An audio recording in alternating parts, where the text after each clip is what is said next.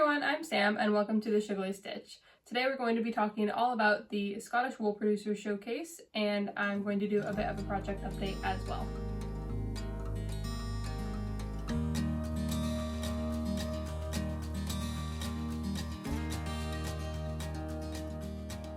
Hi everyone, I'm Sam and I am based in central Scotland where I live with my partner and our Dachshund Poppy. Today is the day after the Scottish Wool Producers Showcase was held in Perth, which I was able to attend. So yeah, I went to that yesterday and I just wanted to go do a bit of a debrief all about it because it was a really great experience and I just wanted to share a bit about the day. And if you hang around till the end, I actually do have a giveaway thanks to Eva who's the organizer of the Scottish Wool Producers Showcase. While I describe everything and kind of tell you about what was going on, I'm going to be working on some vanilla socks. These are ones I've mentioned before. They are just a plain pair of socks in a self-striping yarn dyed by All's Wool That Ends Wool. Right, so on to the main bit of the show. So as I said, yesterday I was able to go up to the Scottish Wool Producers Showcase. For those of you who aren't based in the UK or in Scotland, let me describe a little bit about what that actually is. I'm sure most of you know what a yarn festival is, a wool festival, you know, a gathering where people come together to sell their products that are related to yarn and knitting and fibre crafts, right? Fairly basic. The special thing about the Scottish Wool Producers Showcase is that it's kind of, the glue is in the name. It is designed to kind of support those vendors and producers who are local to Scotland. So whether that is kind of single origin yarn producers, farmers, smallholders, dyers who work with lots of British bases. There's a little bit of everything. Some of the mills that are based in Scotland, also independent publishers. So there's a couple magazines who are based in Scotland as well who had stands. A little bit of everything great in the fibre world relating to Scotland, basically. And this is put on by the same people who run the Scottish Yarn Festival, or the same person. I don't know. Eva kind of is the face of everything, but I'm sure she's got a great team behind her as well. So yeah, that is basically the premise of the Scottish Wool Producers Showcase, really focusing on local to Scotland. So you're not going to see tons of like superwash treated merino yarn that is sourced from, you know, outside the country. Not that there's anything wrong with that, but it isn't quite that kind of event. So you don't see quite as much hand-dyed stuff, although there still was some really lovely hand-dyed yarn. There's a lot more of kind of those woolly wools and yeah, like I say, small batch. And so yeah, so I went to this event last year and I think they've maybe been going for a couple years now, 2-3 years. This might have been the third one. And when I went last year, I went on my own, so it wasn't quite as nice of a time because I don't know, I was kind of keeping to myself and not really chatting with the stall holders. It can be quite an overwhelming experience if you've not been to a yarn festival before, or if you have, you maybe know what I mean. There's just like a lot of people and it's a lot to take in, and sometimes, depending on the time of day and what else is going on, there can be a lot of people crowded around particular booths, and so yeah, it could just feel like a lot. So last year I think I was just a bit overwhelmed and didn't end up staying that long, and I also didn't have anyone to go with. This year, Venetia and I made plans to go together, which was nice of Venetia from the Woolly Worker. So we made plans to go together, which is nice because it's nice to go with someone who's also into woolly things. Like my partner would have gone with me, and he would listen and like interact and, you know, contribute to the conversation to the extent that he could, but he's like not a knitter, not a spinner, so he's not quite into it the same as I am. So it's just different to go with someone who's like equally into that kind of thing. Secondly, since I had already been last year, I kind of knew more what to expect and what kind of products I was going to find, so that was good as well. I also feel like I was better positioned this year to like appreciate it a little bit more.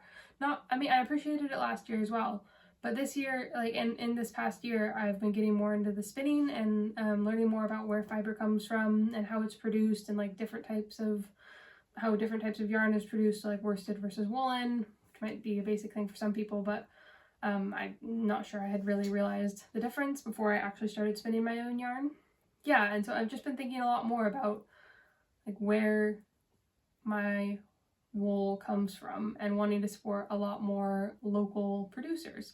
So this was obviously the perfect venue for that. So I ended up driving up there. It was like about an hour away from where I live. Nice day. It was held at the Doer Center, which is kind of always a funny coincidence because I work for like the company that owned the brand Doer's Whiskey, and their site used to be based where the current Doer Center is now.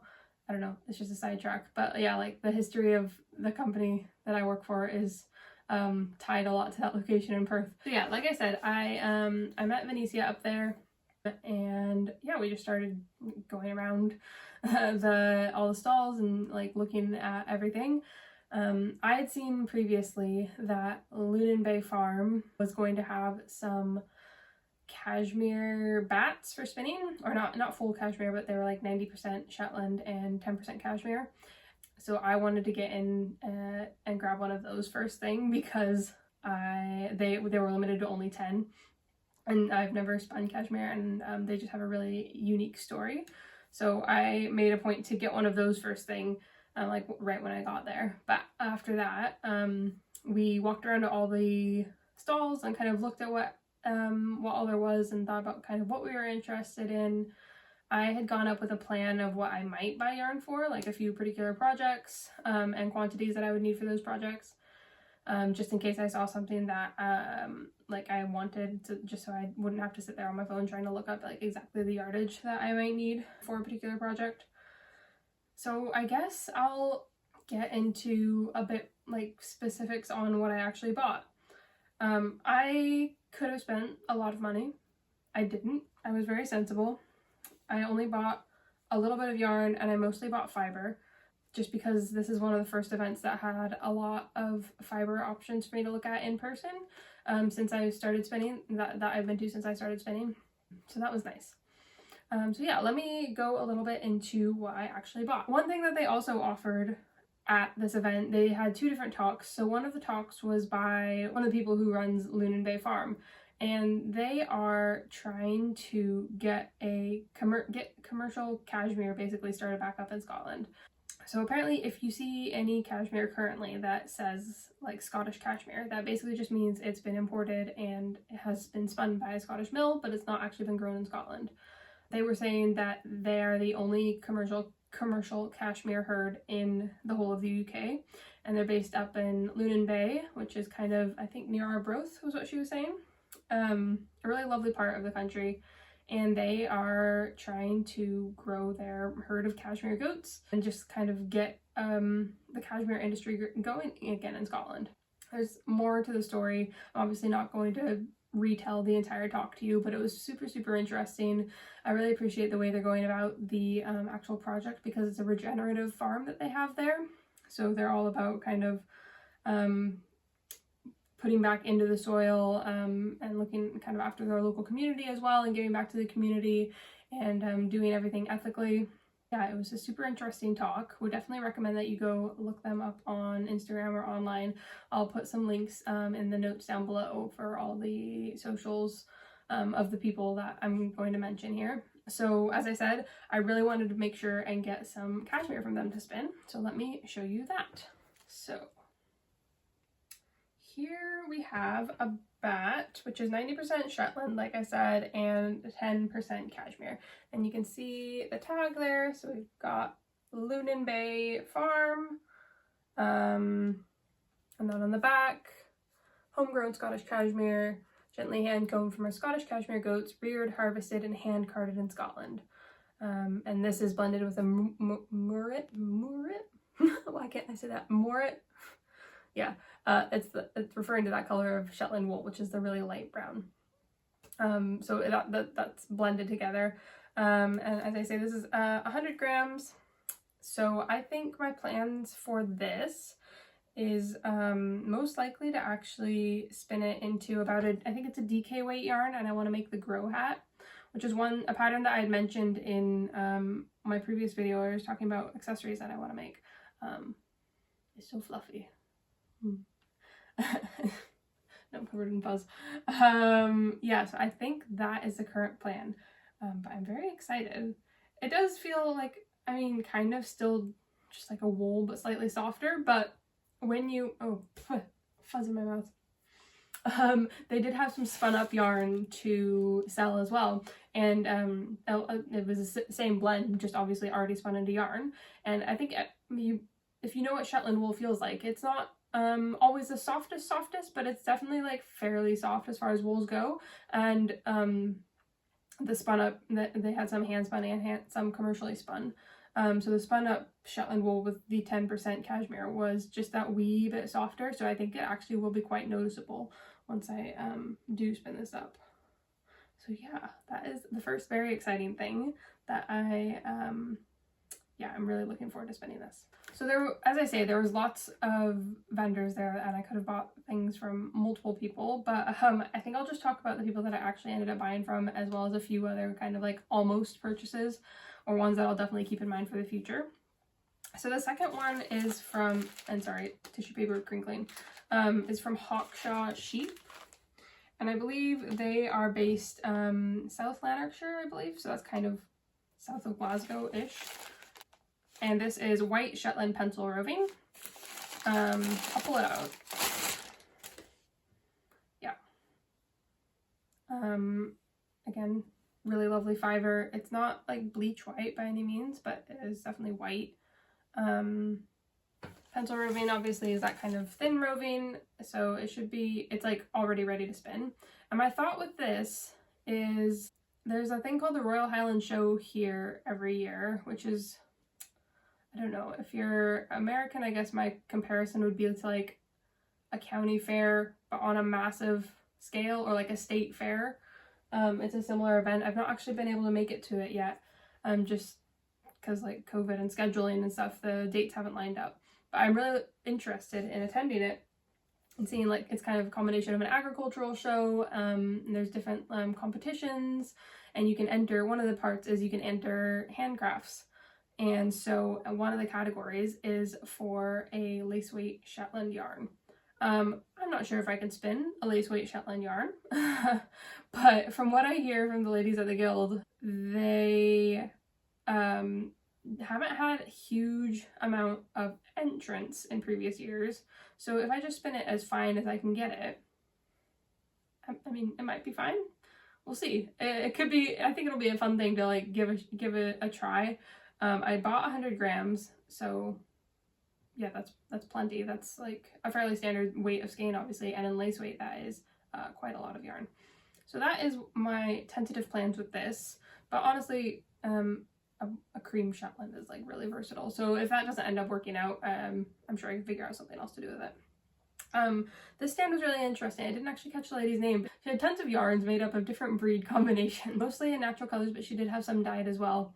And yeah, I was tempted by some of those. I will definitely keep her in mind for the future, because they were just different and interesting, and again, fairly local and not overly scratchy, which I think sometimes can be a concern if you're buying woolly wools, or like not treated wools. But most of her yarns were actually fairly soft. Like, I think I probably could have worn them next to skin.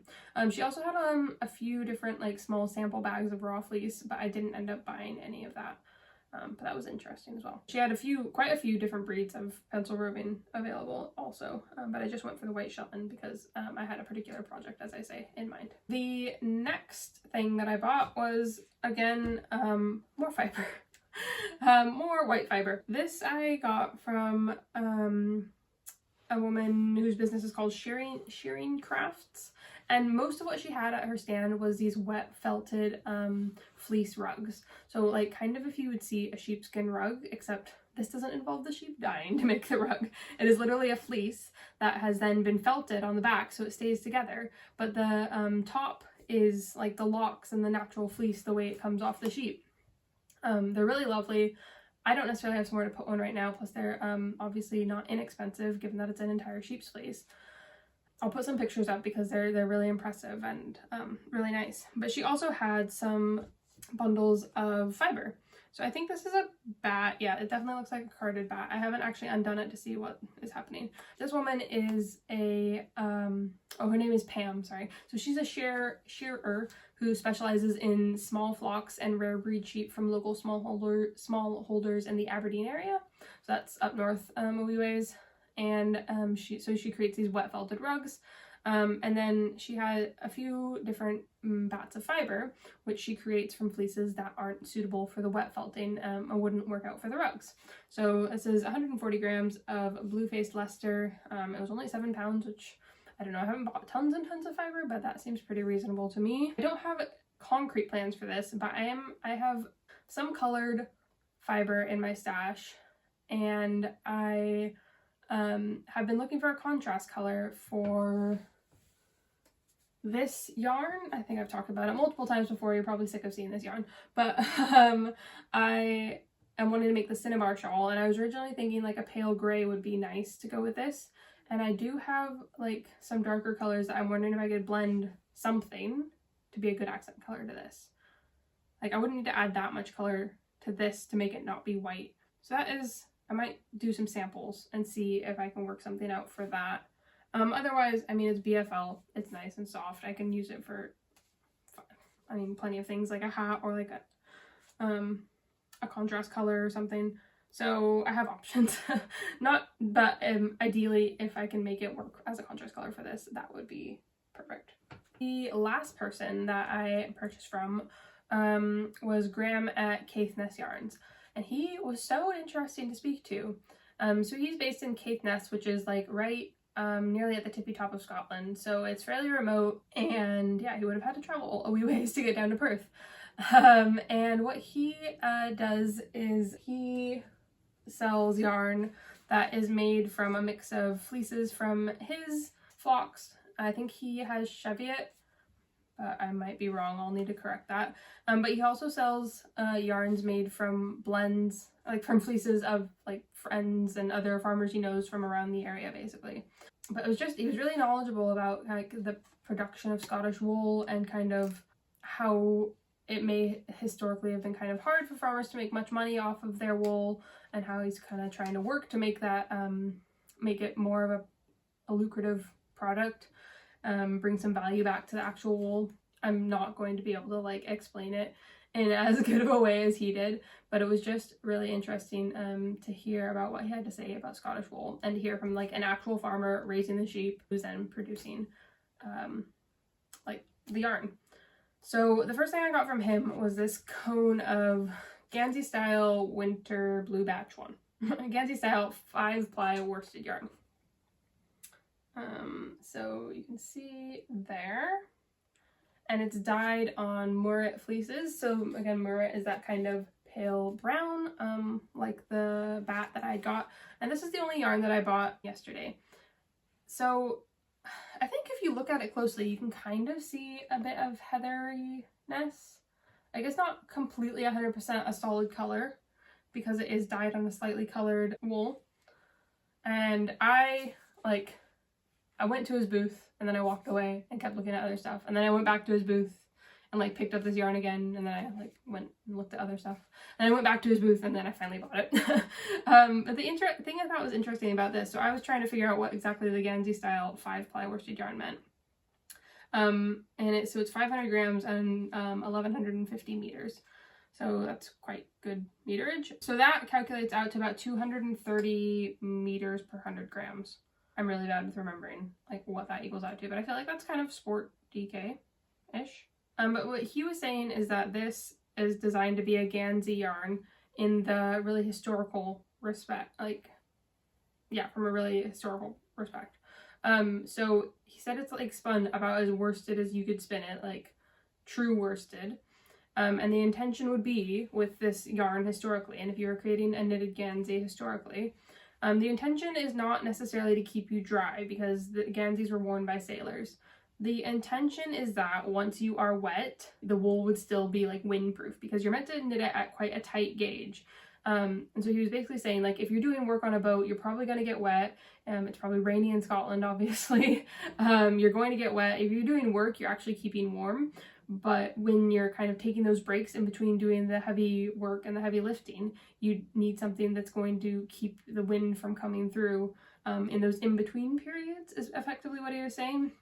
So I think the impression I got is that this type of yarn, knit at a really dense gauge, would kind of historically have been like windproof. I think maybe they would have been a wee bit felted as well, so that would make it even more of a barrier against the wind. So yeah, that was just really interesting. I haven't fully decided. I think it might be a bit overkill to make myself a Gansey knitted, like, to be at the density at which you would need it to be windproof. But I do really like the idea of knitting something in kind of a Gansey style with some of those traditional stitches, the kind of knit purl textures that you get. So I'm seriously considering getting one of those kind of Gansey source books. There's a few books out there that look like they could be really informative in either like putting together my own pattern based on some of those stitches and whatever stitches I like. But yeah, I haven't fully decided, and I need to figure out exactly like the weight of this yarn and like how densely I want to knit it. Yeah, as I'm pulling it off the cone, it's definitely not a fingering. I would definitely say it's like sport to DK. But anyways, I couldn't resist the color in the end. And that was my one and only yarn purchase. The other thing that Graham had at his booth was just these massive bags full of raw fiber. I have yet to process raw fiber. I've done a little bit with some alpaca, but that is quite different from wool because it doesn't really have the lanolin in it. Like, alpaca is dusty because they will roll in the dust, but it doesn't have the grease factor. And so I was asking like, oh, how much is this fleece? And he was literally like, fill a carrier bag as full as you want and it'll be like 5 pounds. So I didn't go too overkill. Like, I could definitely have stuffed more in here. I think this is maybe about 350 grams. And it's obviously not washed, so I imagine it will lose some weight. It was quite funny. I asked him what breed it was, and he was basically like, you'd have to go back and ask the sheep's grandparents who they were out with. Like, they didn't know. It was just kind of like whatever is the kind of local brown sheep. So yeah, he just said brown sheep. So yeah, I don't exactly know what kind it is. It is quite greasy if you stick your hand in. And he was saying that basically the black wool historically had very little value. So he literally said he got this for free. Like, they still just give it away and see it get used. But historically, I think that would probably be because the white wools, you know, you can dye a white wool and you can do a lot more, make a lot more colors, whereas brown wool is just brown. But I couldn't resist the brown. I really love the natural colors. So I don't entirely know what I'm gonna do with this. Let's see if I can pull out like a lock. So it doesn't, I mean, it looks like it's like an inch long. It's quite crimpy. I don't really know. As I say, I don't really know what I'm doing. Like, it does spring back quite a lot. 2 inches? So I think my best approach would be, I mean, I'm completely making this up. But I think based on what little I know, obviously I need to wash it and get it clean and not greasy. It's quite soft, and since it is so short, maybe I would like card it and spin it woolen spun. More research needed. Basically, in the end, if it doesn't work out, and I've only spent 5 pounds, so I'm not going to be too heartbroken either way. I think it'll be a fun experiment, and I loved the color. So we'll see how that goes. No idea what I'm doing. Any advice welcome. Last but not least, as far as acquisitions from the yarn show or Wool Festival, I picked up some yarn from Nervus Fibre. So these are the yarns that I picked up. There is this one. So this is in the colorway Mist Cloak. Both of them are in Mist Cloak. The top one is 100% Corriedale fingering weight, and the bottom one is Surrey silk. So that's 74% Surrey alpaca, 26% silk. And this was my payment yarn for doing the sample knit for Charlotte, that like golden, the season's cardigan by Ozetta. And so this is what I picked out as my payment yarn. My plan with these is to do a very similar cardigan to the seasons, but I wanted to do a little bit lighter weight because that one was knit with the same Surrey silk, but also a DK weight yarn. And it just ended up being quite a heavy garment, and I was worried it was going to stretch out a little bit. Whereas this, I think, it's non-superwash. I think it will retain its shape a little bit better. And the alpaca is just super snuggly. So my plan for these is to make the Agnet, yeah, by Petite Knits. It's a very, like I say, a very similar one to the Seasons cardigan by Ozetta, but it's a drop shoulder, like half fisherman's rib, I believe, cardigan. So I think with the gray, it'll be super versatile. Can use it on loads. It's almost a warm toned gray. Like if I look closely, there's definitely some warm flecks in there. So Charlotte was there yesterday as well. She was selling a few bases that are dyed on like British wool. So this was one of them, the 100% Corriedale, and then she had a few bases that I think are actually from John Arbon, who's a mill down in England, but they make some really lovely kind of British bases, and she so she had a few of those that she had done her hand dyeing on, which were really beautiful, but I didn't pick any up. Managed to resist. So that is all the yarn I actually purchased. Just a few mentions of a couple others that were really beautiful. There was one stall where I'm going to have to insert the name here, that they had these beautiful handmade baskets. I think like willow baskets. Absolutely gorgeous. I was very tempted by one of those. I might go back to that in the future. But I didn't get one yesterday because they weren't quite the size that I was looking for. They were fairly big, some of them. And obviously it's like quite a labor intensive piece of work. So they're a wee bit more on the spendy side. The other thing that kept catching my eye, actually there was two others. So the first one was Lammermuir Wool, and I bought yarn from them last year in their Hillfoots 4-ply. But they had this really gorgeous blue, and it's dyed on like a gray base, and I just love when dyers use like a colored base for their yarns because it gives it such a rich depth of color. So I was very drawn to that. I didn't buy any, but I might buy some. Like, I'll keep them in mind for the future. So another similar one whose colors I really loved, and I'm definitely going to keep in mind for the future, was Iona Wool. So here is their card, and on the back you can see exactly where Iona is in Scotland, just in case you didn't know. I'm not sure I knew, if we're being perfectly honest. It's a little island. And they do the same thing, so they've got like a naturally gray colored wool. They combine fleeces from different breeds, which I assume is all on the front. So they've got Suffolk, Texel, BFL, Scotch Mules, Zwartwolls, Aberdeen, and Charolais. I'm not sure if all those go into that, but I would assume that's why it's on the front of their postcard. But yeah, so it results in a gray base yarn, which they then over dye, and their colors are absolutely gorgeous. I'll put up a picture as well. The one thing that was holding me back from getting a cone of one of those was I wasn't sure about the texture. I was kind of keeping my eye out for if there was any yarn that was appropriate for the Lanark sweater by the Crayabea or Rebecca. Because yeah, it's like a quarter zip, half fisherman's rib. Can't get away from the half fisherman's rib.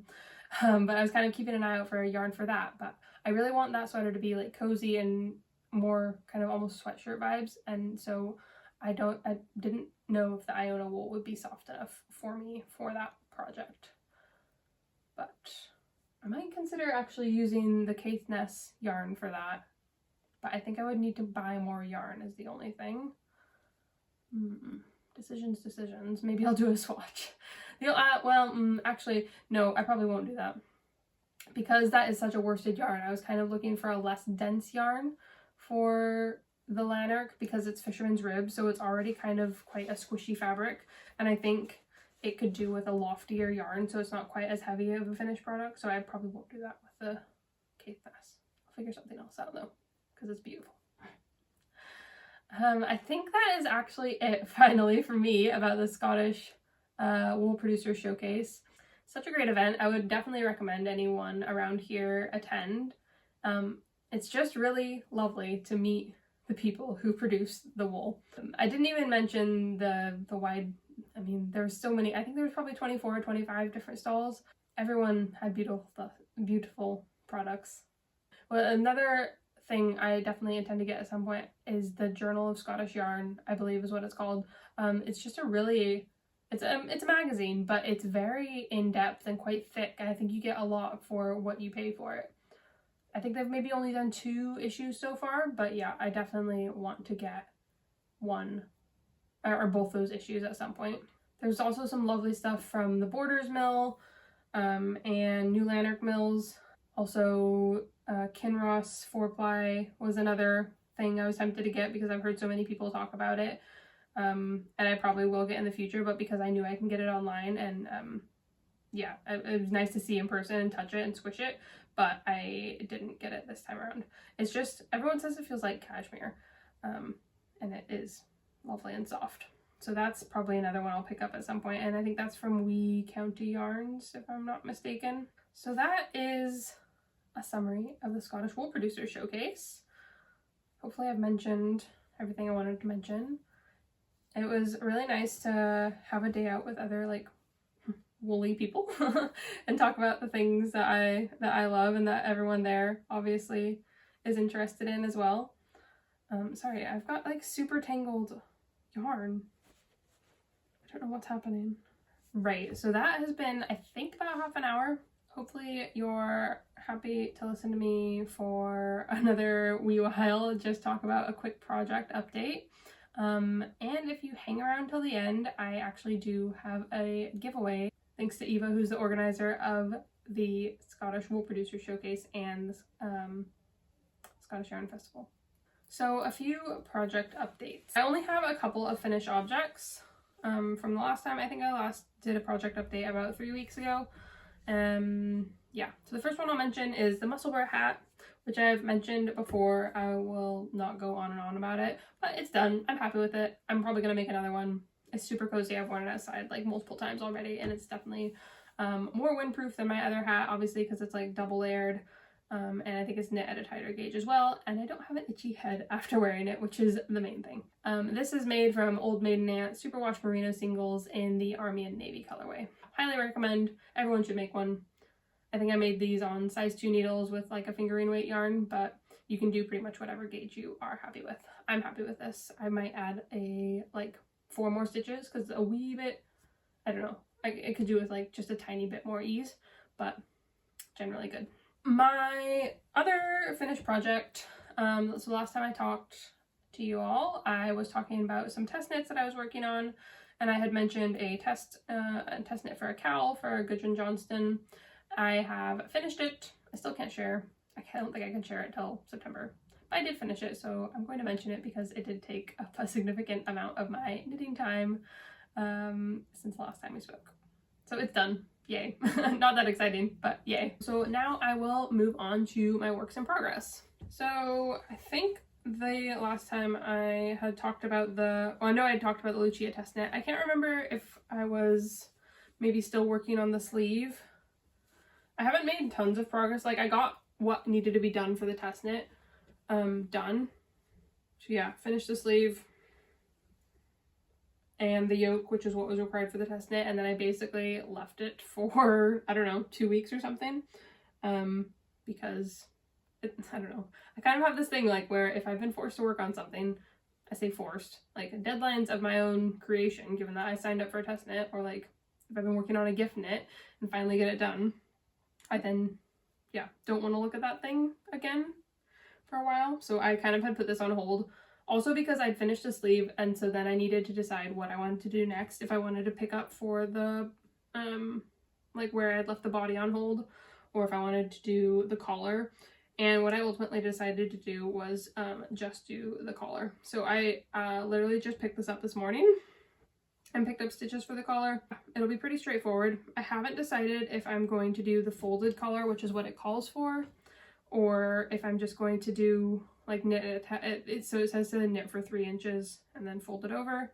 I might knit to half that and do a tubular bind off, just because I do like a folded collar, but I don't necessarily love it in a yarn as thick as this, because I think it can be too squishy, like too thick. I don't know. I need to look at some of the samples that have been done and decide if I like that. But that is the Lucia sweater. This is out the pattern is out now. It's a Sorry Nordland pattern. I am knitting it a size up from what is called, so the ribbing is in, I'm working in size 5 and the body in size 7, and this is Filcolana Peruvian Highland Wool in lightest gray, I believe. I really love how it's looking. Yeah, it'll be a great project to have done. I just haven't done much since we last spoke. As I mentioned earlier, I'm still working on these vanilla socks, so I think when I last recorded, I was still needing to do the heels, which is why I started another pair of vanilla socks. So I've done the heels.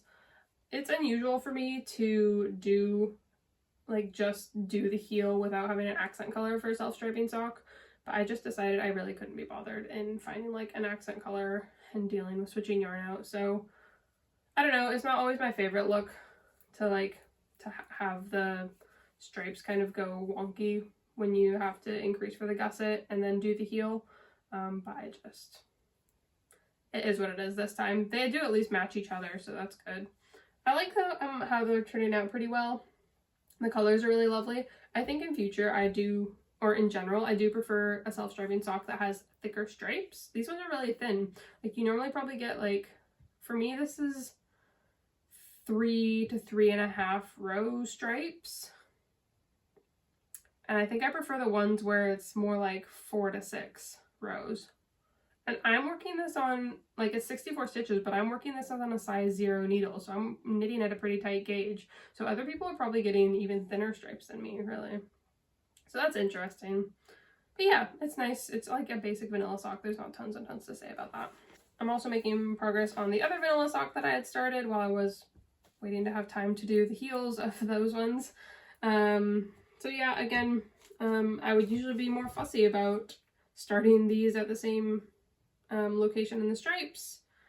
I didn't do that this time, and I'm just working from the inside and outside of the ball, and I literally just started them like where the yarn, like how it came. So the color progression is actually going in opposite order on each sock, as you can see. Again, I kind of just decided I don't care. This is kind of, I'm just knitting these to use up the yarn. I showed them to my grandma and she really liked them, so I think I might give them to her, because she kind of wears, you know those socks that are, or I don't know if you'll have seen them, but they're called Soulmates, and they're like, they're the same pattern, like they're kind of color work, they're commercial socks, they're kind of color work style, and they've got the same like motif but in different colors on each sock, so they're kind of purposely mismatched but in coordinated colors, and she really likes those, so I think that's kind of partly why she liked these. This is a plant fiber. There's no wool in these. I think it was cotton and bamboo and like a bit of elastane or some kind of elastic man-made fiber to make them stretchy. I don't have the label with me at the moment, but I'll put all the details down below. So it's really interesting. It's working up well right now. I mean, it's designed for sock yarn, so that's not exactly a shock. They are working out. So yeah, that is my second pair of vanilla socks at the moment. I've cast on a lot of things, or I've been working, since I haven't been working on test knits, since I got my test knits finished that I needed to have done, I kind of cast on like a lot. So let me explain some of those. So I actually did get accepted for another test knit, but this isn't due till end of May. And this is for the John Arbon Annual, Volume 3. So they put out like an annual, basically like their own magazine every so often. I'm not actually sure how often. And they have a good range of patterns, so I said I could test knit. I like said I was available to do a few different options, and I ended up getting these fingerless mitts to do. This is in a yarn that I picked up when I was in Italy. It's, again, the details will be down below because I can't remember the exact name, but it was a local Italian yarn, which is why I can't remember the exact name. My idea with that, I'd normally pick up like a sock yarn as a souvenir skein, but they didn't have any sock yarns that were actually local at the shop that I went to. So I got these yarns instead. They are kind of like well, they are a single ply. I'm not even sure if it's felted. I feel like if I untwisted it, I could just pull it apart. But it's just quite a thick single ply, which is unique. You often see single ply yarns being fingering weight, so that's a wee bit different. And these are colorwork mitts, but you can't really see the colorwork very well right now. Well, so one side is kind of just 1 by 1 checkerboard almost. And the other side is going to be this diamond motif. I think they're going to work up really fast because this is, the pattern is written for DK or sport weight yarn, I believe. And these are size 5 needles. And it's obviously quite a small circumference, so I think they're going to work up really fast. The cuff is a little bit unusual. You start out with seed stitch, and then you do a couple rows of herringbone, which is a new one for me. I don't think I've done herringbone before. It looks really nice, but it is very slow. I would not do an entire project in herringbone, even though it looks nice, because you have to pay such close attention and it's very fiddly. But yeah, it looks nice. It was only a couple rows for this, so it's fine. So that is one of the projects that I've cast on since I last spoke to you. And that is a test knit. They're called the Smock Mitts, but that's not a huge rush because it's only due end of May. Something else I've been working on, and it's actually in the same yarn as those Smock Mitts, is this Ponderosa Hat by Wool and Pine. And they are nearly done. I just need to have Cameron try this on and see if it actually fits and is like the appropriate length. It's a really lovely cabled hat pattern. It's meant to be worn with the brim turned up. I really like it. Sorry, the needles are clicking. For once, I've knit a cabled hat that doesn't like squeeze my head super tight, so that's positive. I really like it. I might knit a version of this for myself because it's a pretty easy pattern. It's a 8-row repeat, but every other row is just like plain knitting. And yeah, this was yarn Cameron had picked out when we were in Italy. And it's the same yarn, just in a different color, obviously. And it's working up really well, and it's actually like I wouldn't say it feels super soft to the touch, but it feels pretty soft on your head, and I think it'll be pretty cozy. Got quite a lot of yarn left. I might see if I need to do another layer on the inside of this, because I wouldn't say this is the tightest knit pattern. I think it's a bit airy. And it is knit on size 8 needles, so those are pretty big for, I don't know, like DK to worsted. We'll see how it blocks and then decide.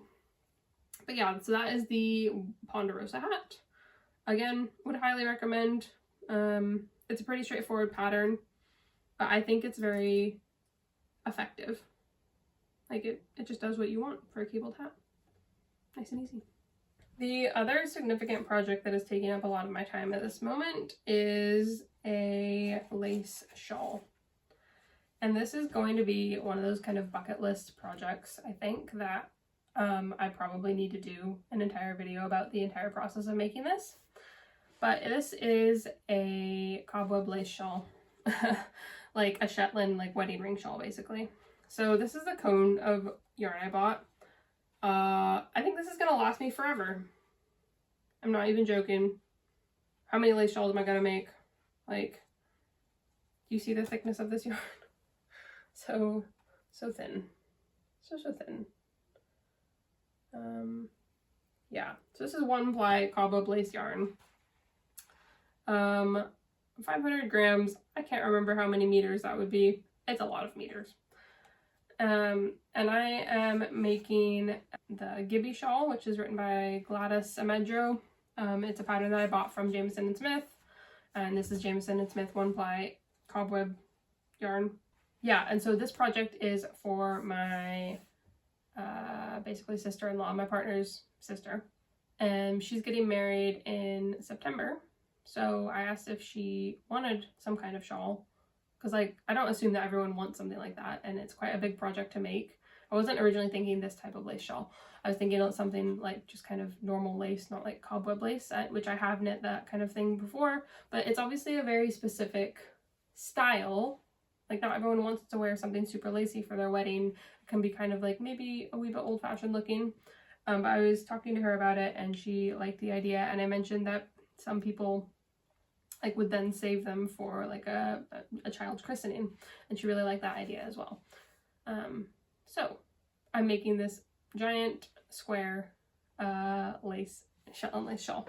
It really doesn't look like a lot right now, so I've wound off a cake of yarn. And how this pattern works is that you knit the entire outer border first, and then graft the ends together, and then you pick up stitches all the way around, and then you knit it from the outside in. So when you finish, you're basically finishing at the center and drawing those last few stitches together.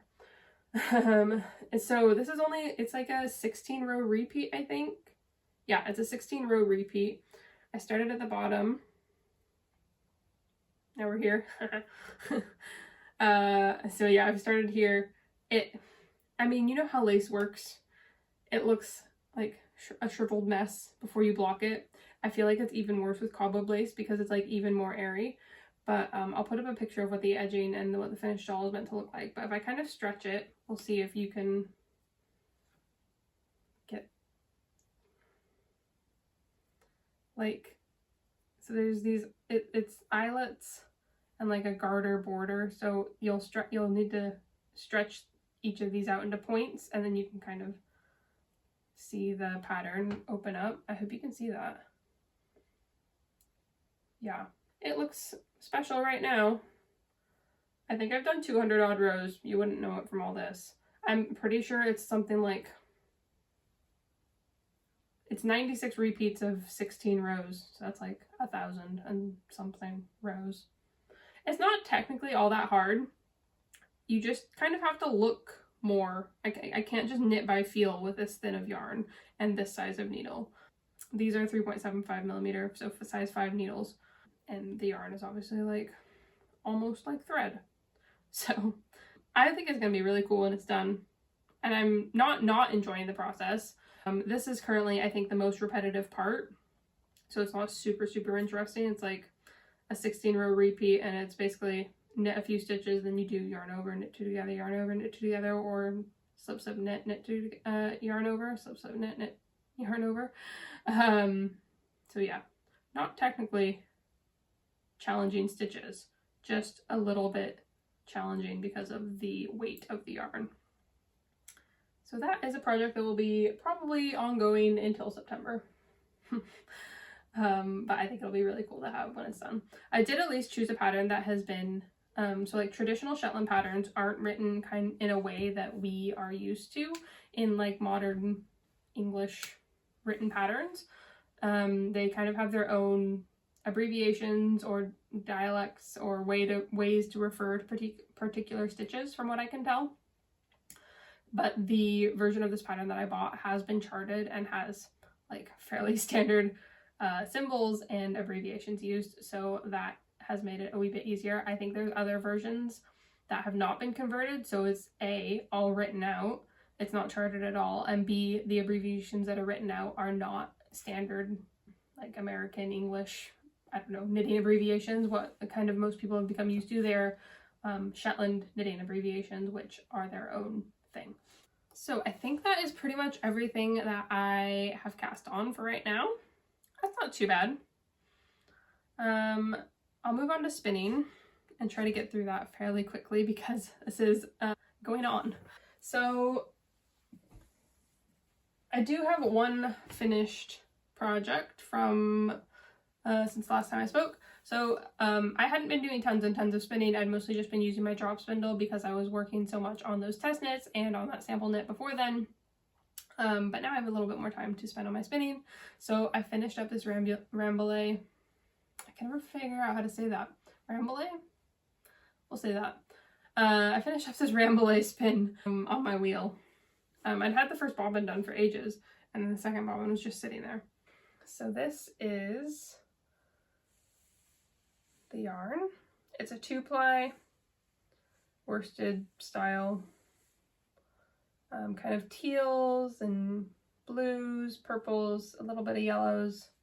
It ended up pretty good overall, I would say. Not perfect. There's some bits where it's a little bit overspun. I think this is maybe one of the finer wools that I've worked with. And I was struggling with my tension occasionally, but overall, pretty good. The next thing I need to do to go with this project is to spin up this purple braid, and it's again from Hilltop Fibre rambouillet.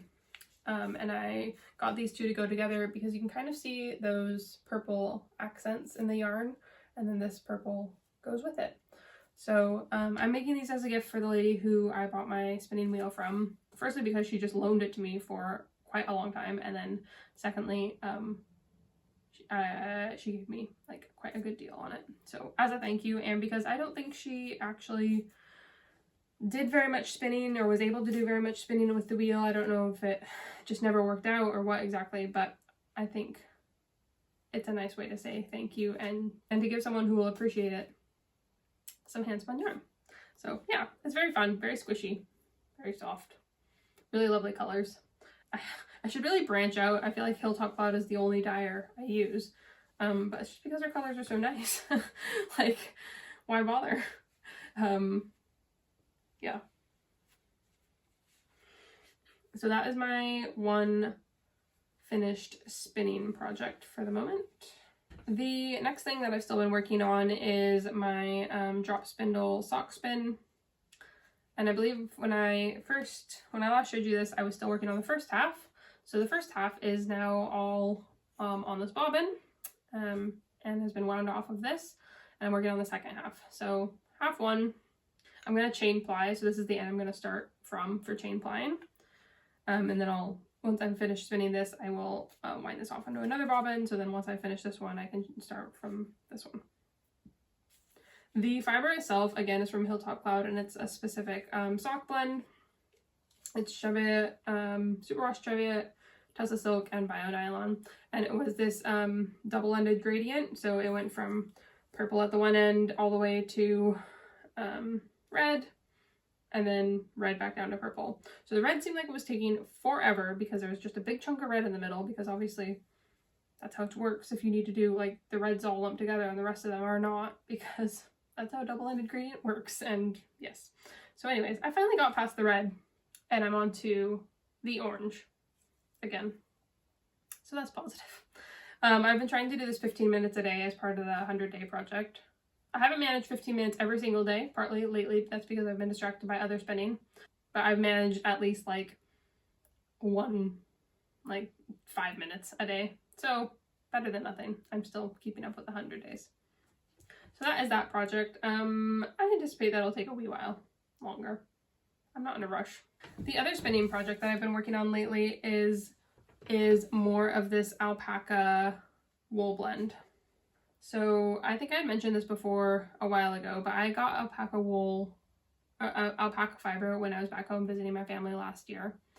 And I've spun it up with some other wool that I had on hand. So the alpaca was quite a deep dark brown. I'll go more into detail on this in a future episode, I think. I spun it with some lighter wool that I had, a combination of colors actually, but it carded up into this really nice, lovely kind of heathery gray, heathery brown. And that's just to not have it be just pure alpaca fiber. I wanted it to be a little bit more suitable for use in like a sweater. So I currently have 3 skeins. They're not all the same size. I need to like rewind them and make sure I know exactly how much yarn is in each of these. But I've definitely been getting more consistent on the yarn and I'm really happy with it. So that's my 3 skeins so far. I don't know, it's kind of like, I want to say it's roughly a sport weight. I have done some measurements of the grist on each of these skeins, but I don't have it to hand. But I think it's roughly a sport weight, or could maybe be a heavy fingering, depending on the pattern. So I haven't decided what pattern I'm going to use. I'm just going to be spinning this forever. And then once it's all spun, I will decide what pattern based on how much yarn I actually end up with. But I'm really loving how it's turned out so far, and I think it's going to be a really nice color and lovely to wear. And it's pretty soft, like there's maybe a tiny bit of prickle, but not much at all. And I think especially once it's knit and blocked again, it'll be even softer. And I'm spinning this long draw, and I've carded it all together on my drum carder here. So yeah, this is like a little, my drum carder is not very wide, so it just produces like these fairly thin strips of fiber, which I've then kind of rolled up into these little nests, which are very satisfying and squishy and soft. And then yeah, just spinning that long draw, which is exciting. It's actually working. I felt like it was really clicking the last on this most recent skein, so that's really positive. Okay, I think that's finally all my spinning and all my knitting and everything about the Wool Producers Showcase. Okay, I said I had a giveaway. Right, so I have reached 150 subscribers, which seems as good a reason as any to have a giveaway.